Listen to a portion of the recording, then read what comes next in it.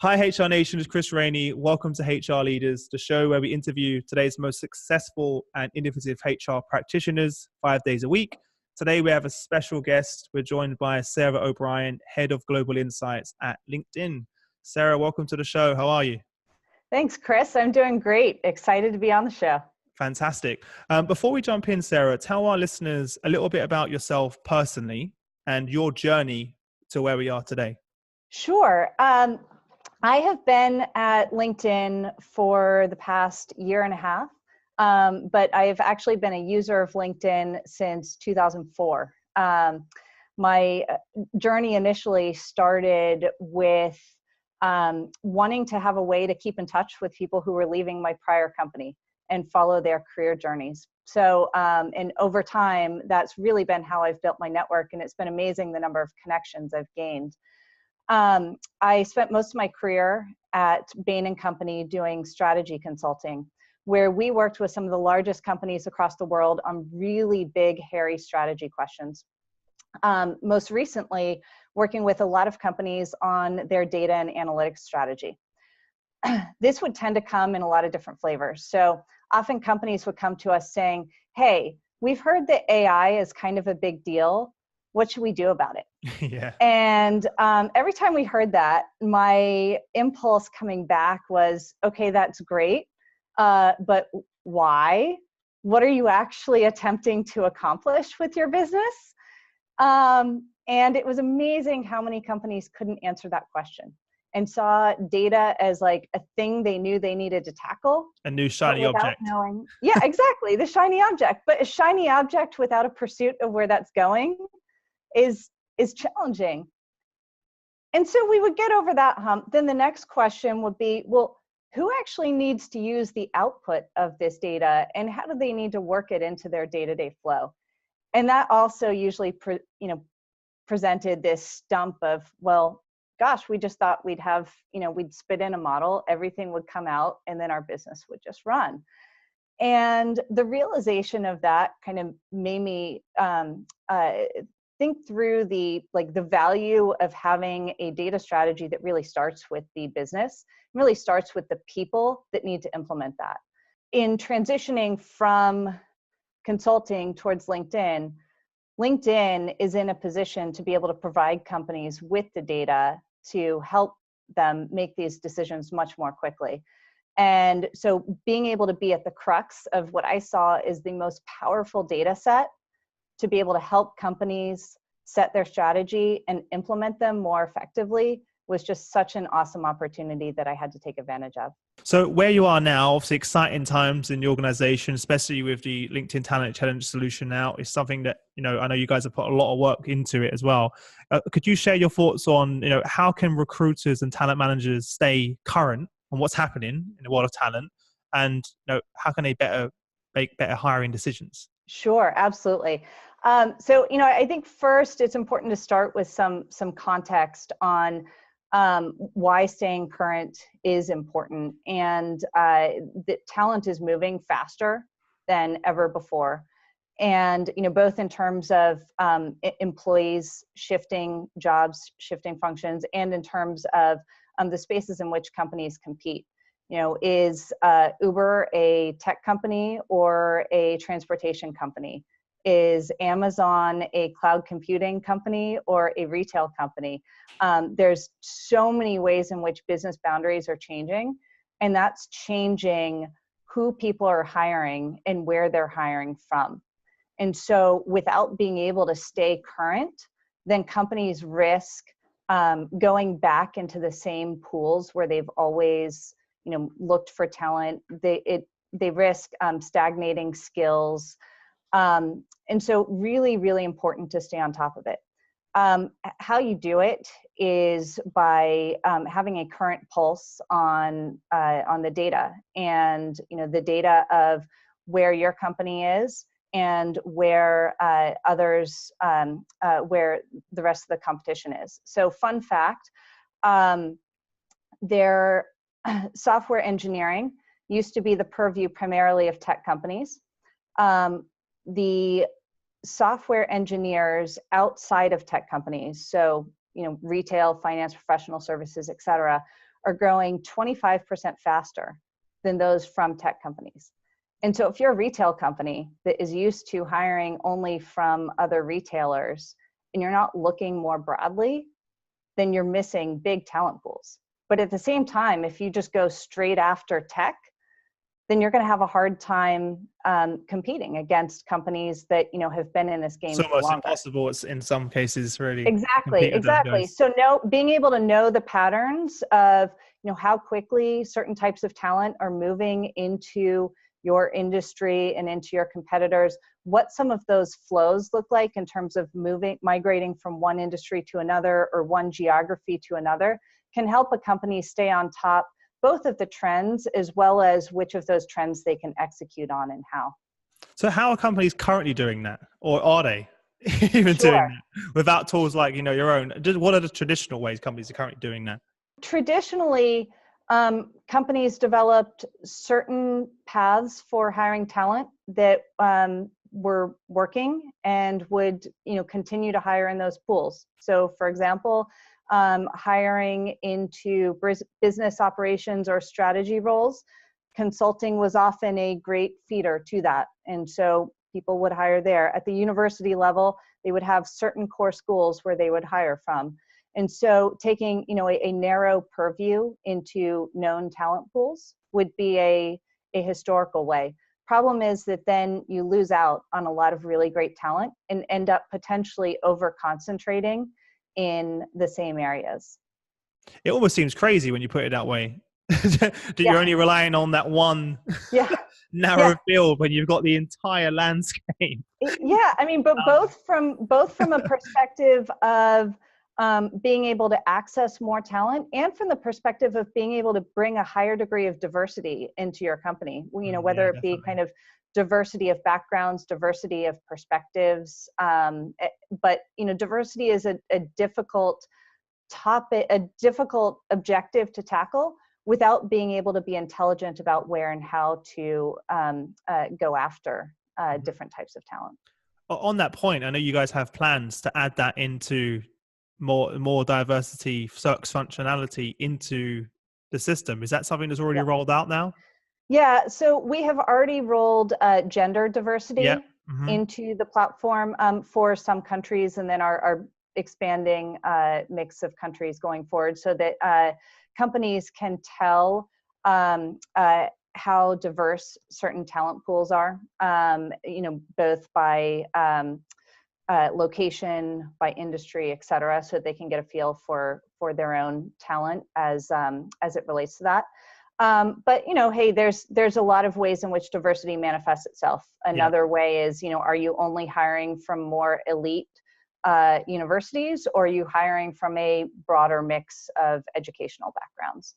When companies come to you, what are the main problems that they express, just out of interest? Problems range across the board, but, you know, the 5 primary categories are one, hiring strategy. Often tends to manifest itself in companies looking to fill some challenging niche roles. You know, how do I find the machine learning engineers with every single skill, as well as really strong soft skills, who live locally? Exactly. And it turns out that, you know, there's only 50 of them across the world. So so this helps intelligently widen the criteria to something that would be a more reasonable talent pool to look after. Second is employer branding. This is, you know, has become a much bigger facet of recruiting over the past several years, both in terms of, you know, being able to build your brand out large, as well as being able to build your brand with specific talent pools. You might be well known in certain areas, but less so in others. And so our data can help companies understand, you know, first where they are currently from a standpoint of how well they engage with certain types of talent, as well as understand kind of where the crux of the talent sits, and therefore how they should think about going after their branding strategy. Do you know, maybe it's a bit more technical question, but how do you measure that then in terms of the impact that your brand's having? Sure. So I'll give, I'll answer the question, then maybe I'll give a couple of examples. Yeah, sure.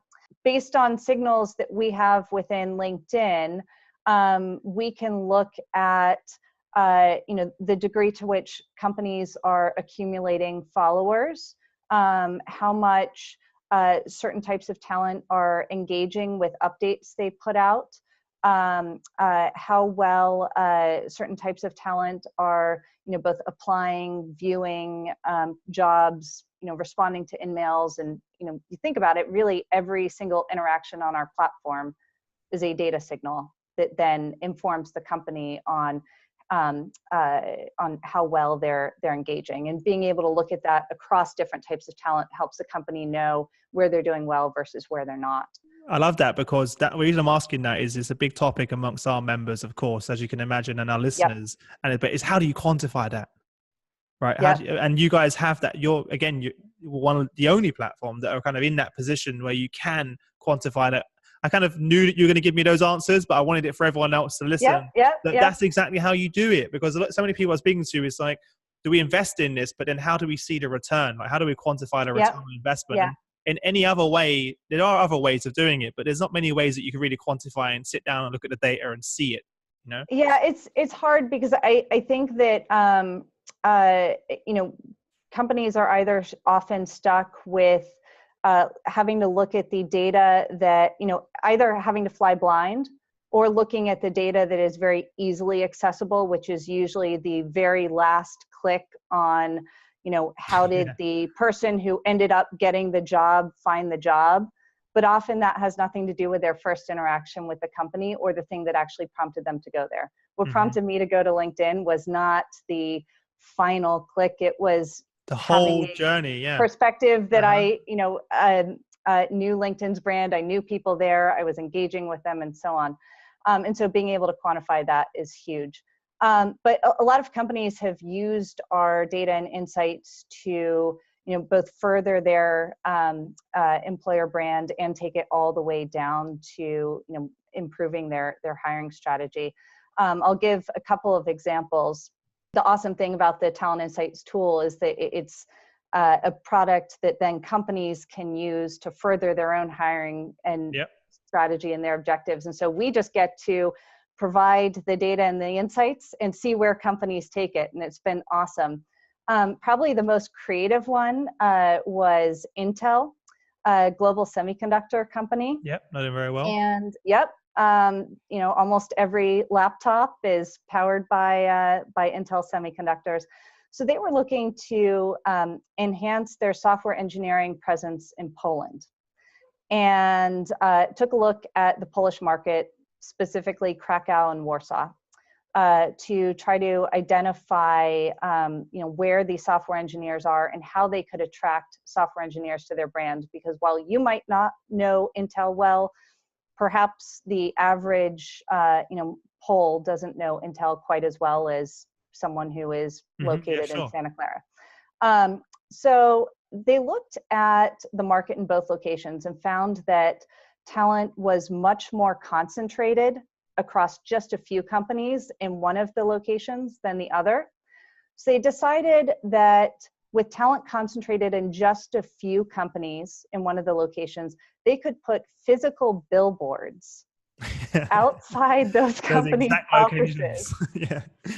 And the crazy thing is, after they did that, they saw a 20% lift to their LinkedIn company page. Wow. So okay. It's really blending old, that's where people go and check out. Yeah. Analog tactics to digital conversion. And they could do that there, versus if they had done it in the area where the talent's more distributed, then they wouldn't have gotten as much bang for their buck on, the couple of billboards. So that one is my favorite kind of creative way of taking data to do something totally bizarre. And on that point, that's another thing that people do now instinctively. Instinctively, when it comes to these looking at new roles or companies, where do you go to check them out? You go to LinkedIn.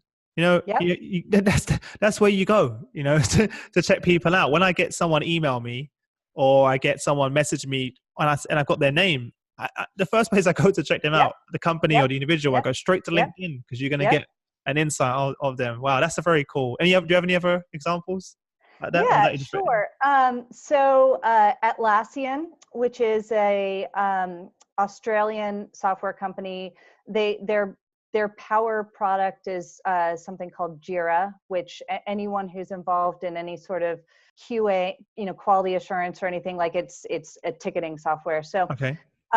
It's a very well-known product, but not necessarily a very well-known company brand name at the company In terms level. of to attract talent, that is. Exactly. Yeah. And they were looking to attract talent in San Francisco, even though they're based in Sydney, and had a budget to spend across engineers and across designers, because any new software product is going to need a beautiful UI and going to need the backend code behind it. So their original assumption was that they would put similar amounts of money across both talent pools.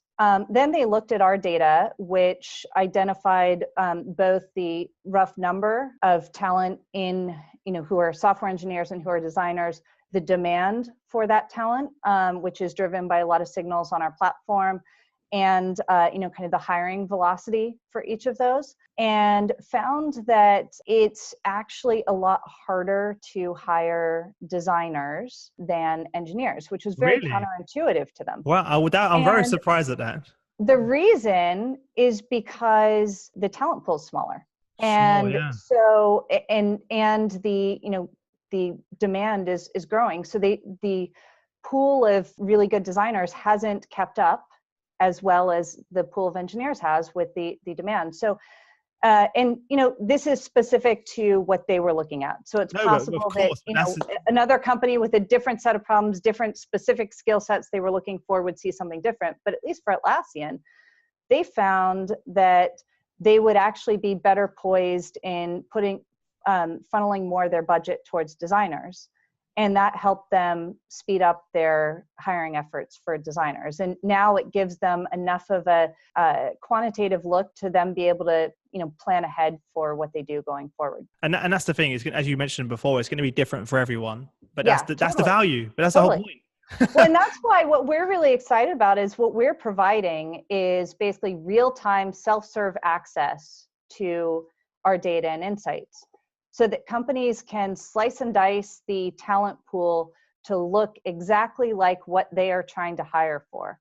Because, any company's conclusions are going to differ depending on what their objectives are and who they're hiring against. Yeah. And on that point, for everyone listening, you mentioned self-serve. I actually played around with the tool at the LinkedIn Talent Intelligence event in London. And I was so surprised at how easy it was to use. You guys had a big screen, touch screen, where you could play around with the tool and see the insights in real time, and it's kind of fascinating. I could have played around it for a long time, but it really is self-serve, and that's what I love about it. Because in the past, you didn't have that capability.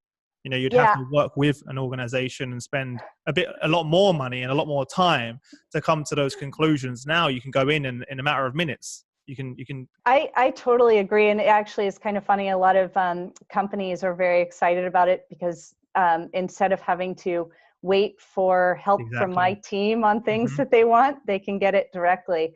I think it's got even more promise going forward as companies start to use it as a core part of their process. And, at the extreme, I can see a world in which Talent Insights is used in every single intake meeting, when a recruiter and a hiring manager are first trying to figure out requirements for a role, and not in a view where, the source or recruiter goes off and looks at the data on their own and then comes back, but in real time, looking with the hiring manager. Do that. Exactly. Why wouldn't you do that? Yeah. Because what it does is it not only gives you the data, but it changes the nature of the relationship between business executive and HR executive, or between recruiter and hiring manager, from being a business person has this problem, HR, can you help with this piece of it? And then we come back together to we can look at this real time, figure out kind of the first few layers of our question, and then go off and figure out kind of where we focus going forward.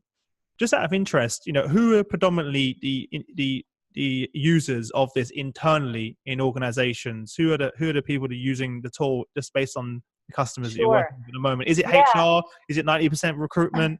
I'm wondering how this is going to fit into a lot of our listeners are CHROs, HR directors. Yep. Should they be using it, or should it be just in their recruiting team? Yep. Just out of interest. Yeah. Yeah. So I'll say the Talent Insights product launched on September 25th. So we are less than, we're 3 months in. Yeah. So we are very much tip of the iceberg and where we're heading. I'd say where we are starting out, a lot of the users are talent operations, makes sense, sourcers, some recruiters, typically those that are looking after kind of more harder to fill areas, or kind of more technical skill sets, and some people analytics groups. I think as we get further along, we will start to see that grow more. So we've seen some users that are learning and development teams that are looking at, faced with problems of needing to figure out kind of which skill sets are emerging, or for critical talent the research pools you can do is amazing. Do you hire exactly who you need? Or do you hire people that have a subset of the skills because that's kind of the nature of where the talent pool is now, and then develop them out? If you take that latter strategy, then you better be prepared to know which skills you're going to need to develop and how that, translates country by country, city by city. We're starting to see some broader HR and some business line executive applications as well. So, I think in the end, I see this as something that could be totally ubiquitous. Today, kind of starting more with the core talent management, talent operations, sourcers, recruiters, people analytics. You think you ever have any plans to use this from a sales perspective? Good question. Stay tuned. I think that as a salesman at heart, I'm thinking the power at my hands of being able to identify potential clients. Agreed. Well, among the, in addition to serving corporate HR departments, LinkedIn also serves search and staffing firms. Yeah, sure. And many of the use cases that our search and staffing partners are looking at for Talent Insights are business development related. Of course. So exactly. Whether that be at a macro level of, what are the locations that we should start prioritizing our efforts against, or more of a micro level of, how do I engage? I've got a meeting with this company to help them. How do I, make that as effective as possible? So I actually think we'll learn a lot, and we are just, now starting with search and staffing. I think we will learn a lot from our efforts with search and staffing on applications that go beyond traditional talent applications. Yeah, and that's exciting because anyone who can get their hands on the solution can use it in very creative ways. And as you said, you're excited. You're at the beginning of the journey, right? So you're excited to see how people use the tool and the creative ways that people are using those insights. So that's I think we have only discovered 5% of the use cases that are out there.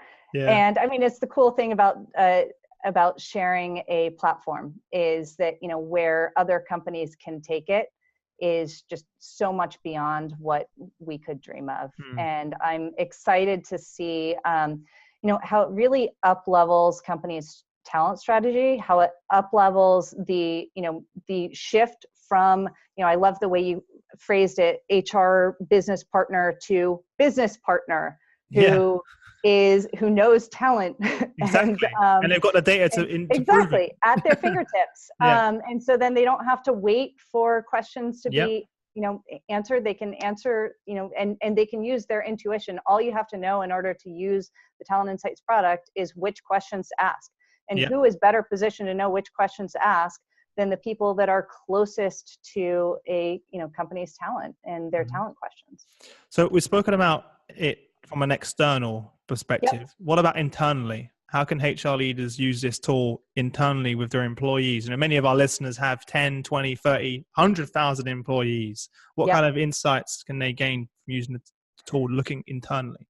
Yeah, so I think we are just at the tip of the iceberg there.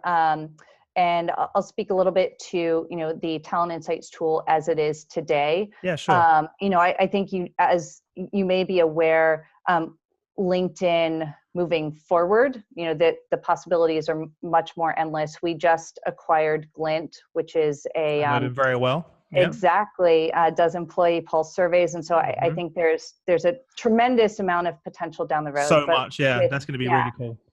With the Talent Insights tool today, we see a couple of things, and I'll actually maybe speak from kind of how I'm using it with my own team.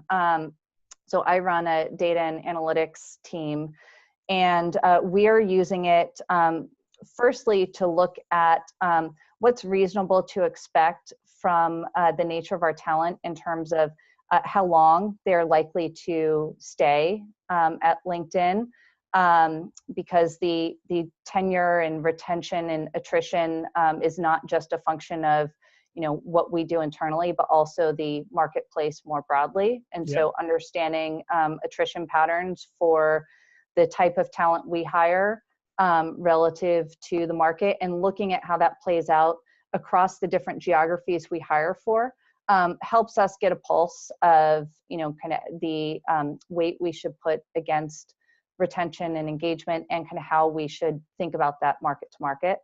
I think secondly is skills. LinkedIn has 50,000 standardized skills from all of our members on the platform that can help give a pulse of, for a particular type of talent pool, what are the skills that are most predominant, and what are the skills that are growing the fastest. And so particularly in an environment where we are continually adapting the skill set we need our employees to have, we can get an earlier pulse on what the emerging skills are that we may need to be thinking about, training and development programs for earlier. Yeah. Going back a second, and I spoke to quite a few of your team members about this over the last few months. So I'm excited to hear your perspective as well. What really led to sort of the development of this product? Because it kind of came, I know it's been a long time in the making, but what was the main decision-making process that kind of brought this product to life? Well, sure. I mean, honestly, to some extent, it was a no-brainer because my team gets 10,000 requests a year from companies asking for data and insights like this. And, it really was born out of customers saying, hey, we are being asked harder and harder talent questions. We think you guys have the data to help us with it. Please, we need help.